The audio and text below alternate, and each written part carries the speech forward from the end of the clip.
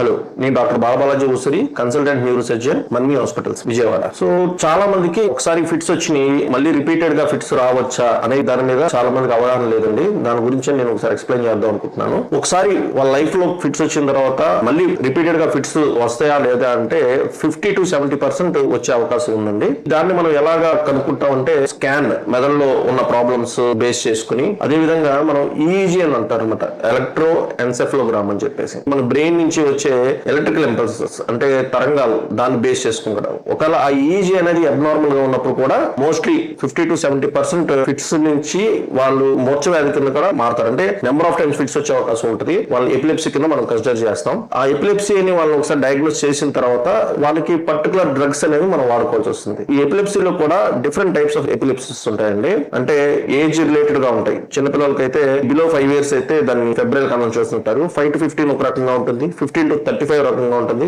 Old people రకంగా ఉంటుంది. So ఈ ఏజ్ పరంగా కూడా మనం దానికి తగిన సూటబుల్ డ్రగ్స్ అనేది మనం పెట్టుకోవాలన్నమాట. వాళ్ళ వెయిట్ బేస్ చేసుకుని కూడా మనం పెట్టుకోవాల్సిన అవసరం రావచ్చు.